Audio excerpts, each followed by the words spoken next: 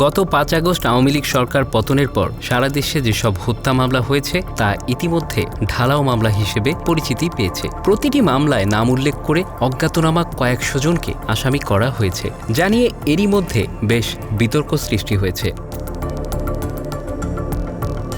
এরকম অনেক মামলায় মানবাধিকার কর্মী, সাংবাদিক, পেশাজীবী, রাজনৈতিক নেতাকর্মী সহ নামে বেনামে অনেককে আসামি করা হয়েছে। বাদীপক্ষের অনেকেই জানেন না কাদের বিরুদ্ধে মামলা করা হচ্ছে। অজ্ঞাত জায়গা থেকে আসছে মামলার তালিকা। মানবাধিকার কর্মীরা বলছেন, অনেক মামলার এজাহারে স্পষ্টতই মিথ্যা ও অযৌক্তিক অভিযোগ রয়েছে।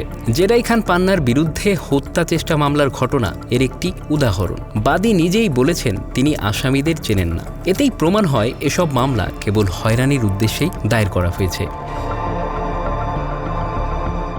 ঢালাও মামলা নিয়ে সরকারের মধ্যেও অস্বস্তি দেখা দিয়েছে।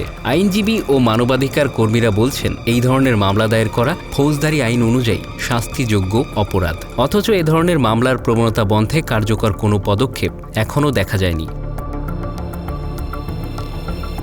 জ্যেষ্ঠ আইনজীবীরা বলছেন, থানায় এজাহার গ্রহণ করার সময় বাদীর কাছে প্রশ্ন করা উচিত তিনি ঘটনাস্থলে ছিলেন কিনা বা আসামিদের চেনেন কিনা। এই প্রশ্নগুলো করলেই মিথ্যা মামলার অনেকাংশ বন্ধ হয়ে যাবে, কিন্তু বাস্তবে এগুলো প্রশ্ন করাই হয় না।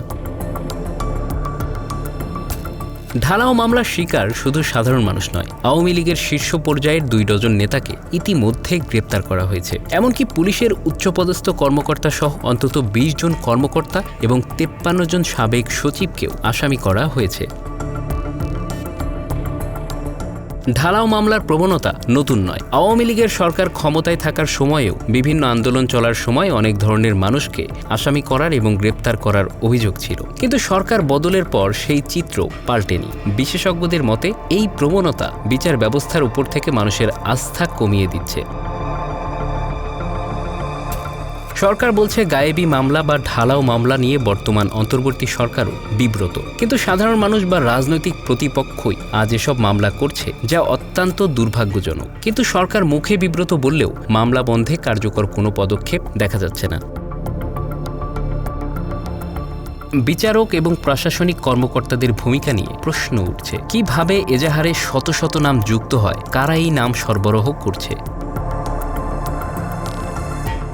আইনজীবীরা আরও বলছেন, এসব মামলায় অনেক সময় স্ক্রিপ্ট প্রায় একরকম। কোর্ট যদি প্রাথমিক সত্যতা না পায় তাহলে মামলা খারিজ করতে পারে, আবার থানাগুলোকেও নির্দেশনা দেওয়া উচিত। নবনিযুক্ত পুলিশ মহাপরিদর্শক বাহারুল আলম ঘোষণা করেছে, নিরীহ মানুষকে হয়রানি বন্ধে যথাযথ ব্যবস্থা নেওয়া হবে। তবে এই ঘোষণার পরও মাঠ পর্যায়ে এর বাস্তবায়ন কতটা হয়েছে তা নিয়ে প্রশ্ন থেকেই যায়।